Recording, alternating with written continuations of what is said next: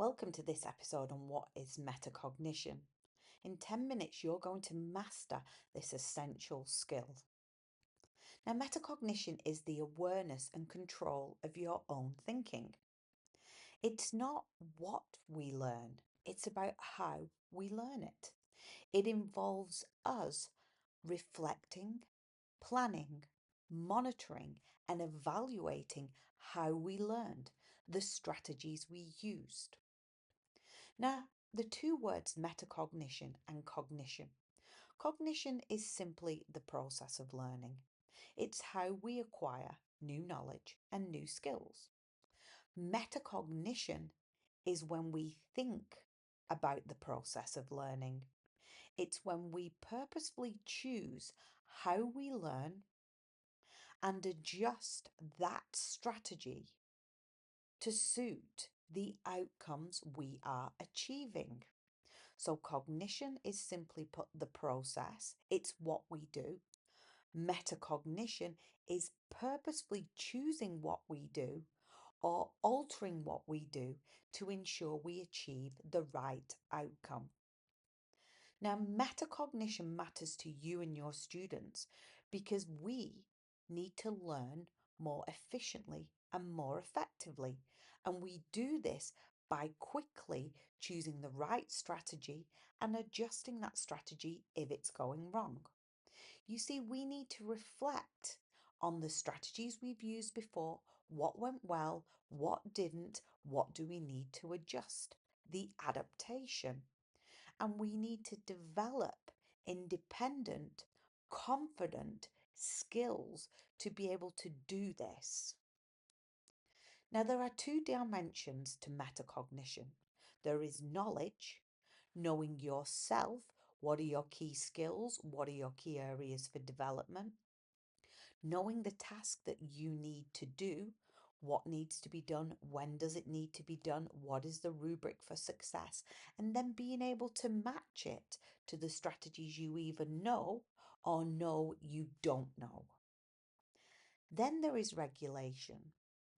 When we regulate, we use the knowledge we have to plan how we're going to do something, to monitor how it's going as we do it, and to adjust the strategies as we go along. At the end, evaluate what went well, even better if what we'll do next time.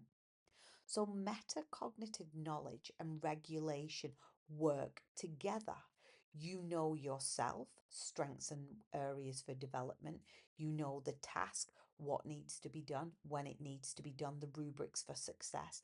And you know the strategies that you've used before, what went well, even better if. You then regulate in terms of using that knowledge to plan your activity. Monitor that activity as it goes on, making adjustments and evaluate it at the end. What will you do again? What do you need to improve? So, metacognitive knowledge is knowledge of yourself. What do you know already? How do you respond to challenges? What skills do you have? What skills do you need to develop? It's knowledge of the task. What are you being asked to do? When does it need to be done? How will success be measured? And finally, strategies. What tools have you used? What tools could you use? Who could you ask for help? What do you know how to do well and what could be done even better if? And as we know, metacognitive regulation is when you use that knowledge to plan how you're going to do something. Use that knowledge to monitor, check if it's working, and make adjustments if it's not working. And finally, evaluate, reflect, and adjust something next time. What went well? What could be improved? What would you like to try next time? You see, this is all part of the learning cycle. Metacognition is a process of continuous improvement. That's why it's so important. So, when you're in the learning cycle, ask yourself, what am I being asked to do? What strategies will I use? Will this approach work and why? Have you seen it work before? Have you experienced it working before? And what might you do differently? That could be done at the evaluation process, evaluating what went well and the even better ifs, or during the process itself. What's going well? What adjustments can I make? You see, you've got to have a growth mindset when it comes down to metacognition.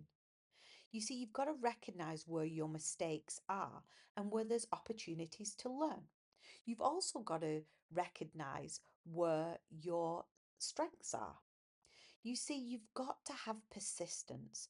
When strategies don't work out, you've got to come back again and you've got to make adjustments. You've got to try new things. You see, believe that your effort will lead to improvement because it will. And it benefits you and your students because it will boost your academic achievement. It'll develop new skills. It'll boost your self esteem and confidence. It will encourage you to become more actively independent.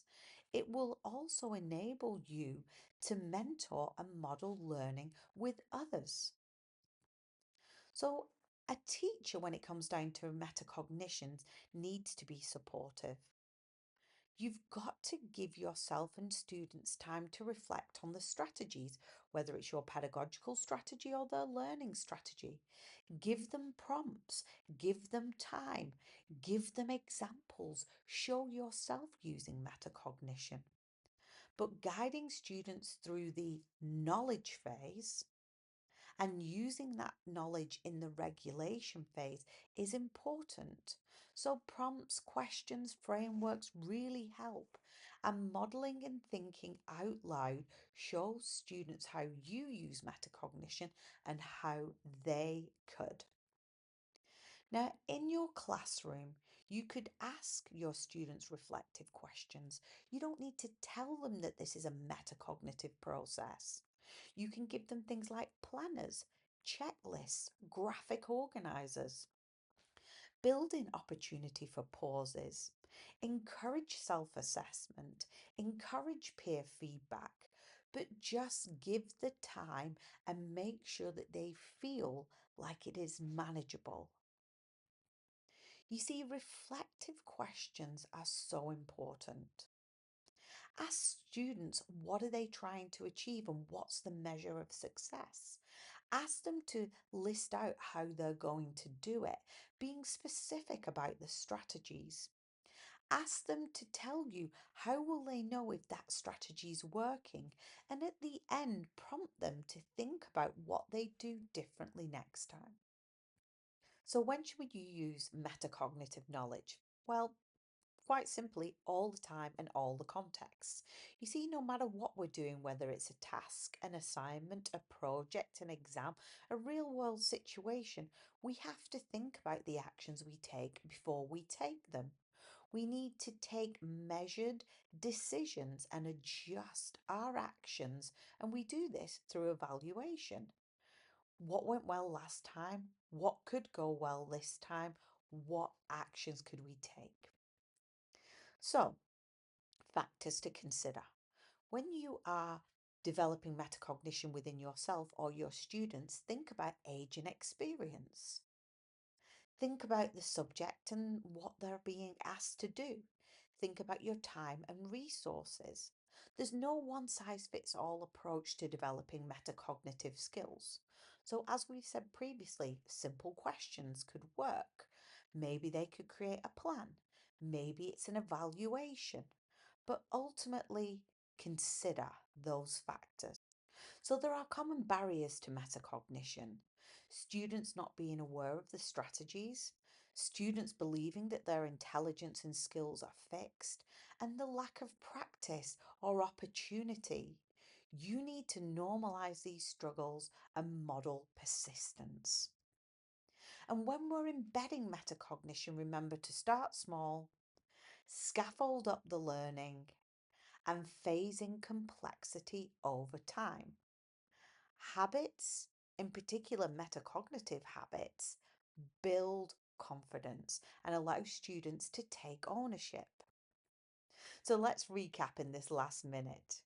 First of all, our key takeaways are metacognition is really about learning to learn more effectively and efficiently.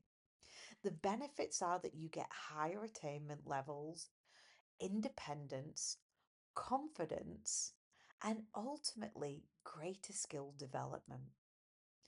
You've got to have two types of metacognition. You've got to have knowledge of yourself, the task, and the strategy, as well as the ability to be able to regulate that through planning, monitoring, and evaluating the activity you're doing.